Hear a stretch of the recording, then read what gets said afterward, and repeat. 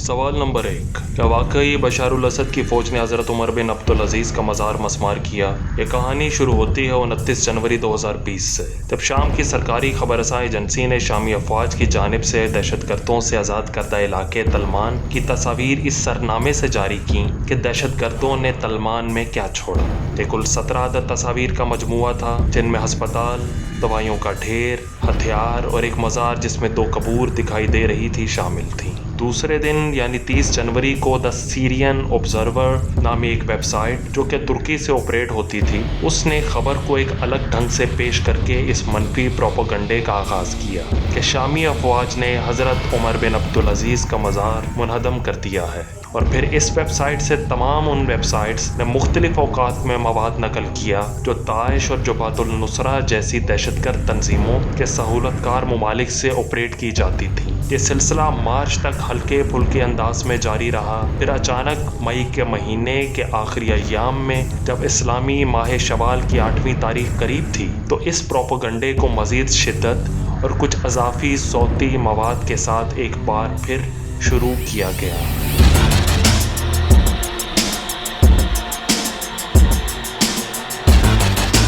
सवाल नंबर 2, दीगर तस्वीर और वीडियोस कहाँ से लाई? ये बात शायद बहुत कम लोग जानते हैं कि सन 2012 में हज़रत उमर बिन अब्दुल अज़ीज़ के मज़ार को नुकसान पहुंचा था, जिसको कतर के मशहूर चैनल अल जज़ीरा ने भी रिपोर्ट किया था। ज़्यादातर तस्वीर और छोटे छोटे क्लिप्स उसी वीडियो से बनाए गए हैं, पर अक्सर द सीरियन ऑब्जर्वर की तर्ज पर चीज़ों को मनफी अंदाज से पेश कर रहे हैं, जबकि मुख्तलिफ एडिटिंग सॉफ्टवेयर्स की मदद से भी तस्वीर बनाई जा रही हैं।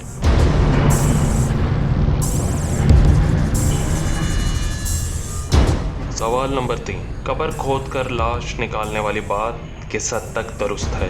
अगर कोई गैर जानिबदार शख्स हज़रत उमर बिन अब्दुल अज़ीज़ की कब्र की पुरानी वीडियोस या तस्वीर देखे और अभी वायरल होने वाली वीडियोस और तस्वीर का मुशाहिदा करे, तो बआसानी समझ सकता है कि कब्र खोदकर लाश निकालने वाली बात बेसरोपा है।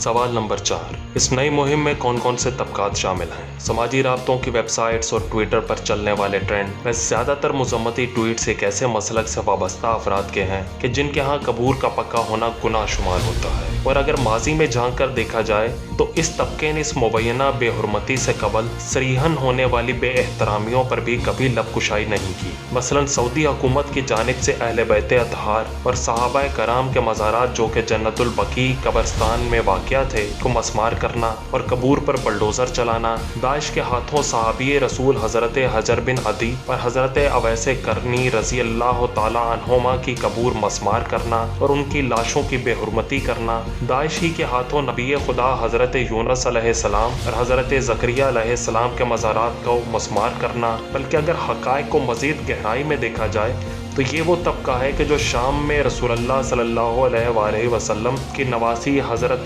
जनाब ज़ैनब सलामुल्लाह अलैहा के मज़ार पर हमला आवर दाइश की मदद के लिए पाकिस्तान से शाम जाकर उनके शाना बशाना खड़ा हुआ।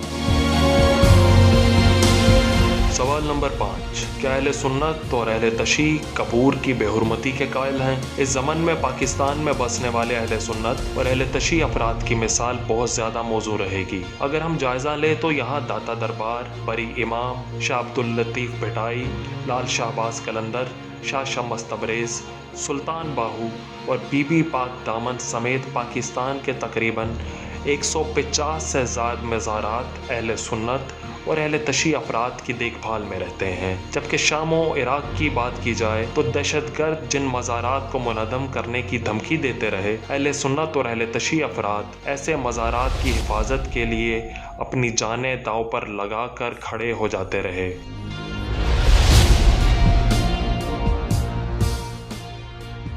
आखिर मंजरनामा अक्सर तब्दील क्यों हुआ? बहुत से लोग जिन्हें मुंदरजा बाला हक़ाइक़ से कमाका वाक़फ़ियत हासिल है, इस तसबतस का शिकार हैं कि आखिर क्या वजह है कि एक तबका जो कि खुद कबूर ढाने को सवाब समझता है, अचानक दूसरों पर इल्ज़ाम तराशी करने लगा। इस ज़माने में एक चीज़ जो काबिल गौर है वो है वेकअप कॉल, यानी एक वाक़ये को बुनियाद बनाकर सादालू अफराद को इश्तियाल दिलाने की कोशिश की जा रही है कि वो अपने मुक़द्दसात की तौहीन का बदला लेने के लिए फ़िक्री तौर पर आमादा हों। और ये बदला ज़ाहिर है इसी सरज़मीन में मुतवक्के है जहाँ ये ट्रेंड ज़ोर व शोर से जारी है।